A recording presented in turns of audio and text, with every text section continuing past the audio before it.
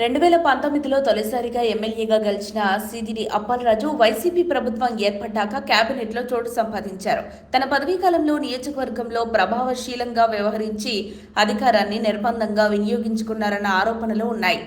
కానీ 2024 ఎన్నికల్లో తిరుగుబాటు హోరు ఎదురై 40,350 ఓట్ల తేడాతో టీడీపీ అభ్యర్థి గౌతు శిరీష చేతిలో ఓటమి పాలయ్యారు.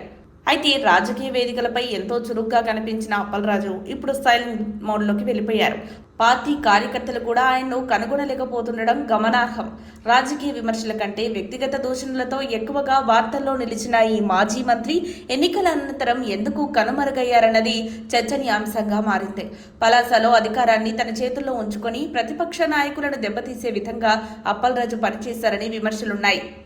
గౌతు లచ్చన్న విగ్రహాన్ని తొలగించేందుకు చేసిన యత్నం, టీడీపీ నేతల ఇళ్లను అక్రమ నిర్మాణాలుగా ప్రకటించి కూల్చివేయడం వంటి చర్యలు తీవ్ర వివాదాస్పదంగా మారాయి. అంతేకాకుండా టీడీపీ నేతలపై అసభ్యకరమైన సోషల్ మీడియా ప్రచారం జరిపించారన్న ఆరోపణలు కూడా ఉన్నాయి. గౌతు శిరీష, అప్పలరాజుపై అవినీతి ఆరోపణలు గట్టిగా వినిపించాయి. భూముల ఆక్రమణ, నియోజకవర్గంలో అక్రమ తవ్వకాల ఆరోపణలు కూడా అప్పట్లో పెద్ద చర్చనీయాంశమయ్యాయి. అభివృద్ధికి సంబంధించి తన హయాంలో ఎటువంటి గణనీయమైన ప్రాజెక్టు జరగలేదన్న విమర్శలు కూడా ఆయన్ను కలవరపెట్టాయి. వైసీపీ అధికారంలో ఉన్నప్పుడు మీడియా ముందు తరచూ కనిపించే అప్పలరాజు ఇప్పుడు పూర్తిగా డిసపియర్ అయిపోయారు. పార్టీ సమావేశాల్లోనూ ఆయన ఎక్కడా కనబడడం లేదు. రాజకీయంగా ఎదురు దెబ్బతిన్న తర్వాత వెనుకబడిపోయారని అనుకుంటున్న మరికొందరు మాత్రం దీని వెనుక వేరే కారణాలున్నాయని భావిస్తున్నారు. గెలిచిన వెంటనే గౌతు శిరీష, అప్పలరాజు మంత్రిగా ఉన్న సమయంలో అక్రమాలపై దృష్టి పెట్టారంట. నిధుల దుర్వినియోగం, భూ అక్రమాలు, ప్రభుత్వ నిధుల మళ్లింపులపై విచారణ వేగంగా సాగుతుండటంతో అప్పలరాజు ముందస్తుగా మౌనం వహించారని అంటున్నారు. వైసీపీ లోపల కూడా ఆయన వ్యతిరేకిస్తున్న వర్గం ఉన్నట్లు తెలుస్తోంది.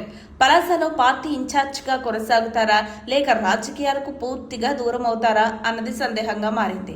టీడీపీ శక్తివంతంగా ఎదుగుతోన్న నేపథ్యంలో గౌతు శిరీష మరింత కఠినంగా వ్యవహరించే అవకాశం ఉంది. అలాంటి పరిస్థితుల్లో మాజీ మంత్రి మళ్లీ తిరిగి రాజకీయ రంగ ప్రవేశం చేయగలరా లేదా అన్నది ఆసక్తిగా మారింది. మరిన్ని అప్డేట్స్ కోసం మా కాయ్ టీవీని సబ్స్క్రైబ్ చేసుకోండి. మా వీడియో కనుక మీకు నచ్చినట్లయితే లైక్ చేయండి, షేర్ చేయండి. మీ విలువైన అభిప్రాయాలను కామెంట్ బాక్స్లో తెలియజేయండి.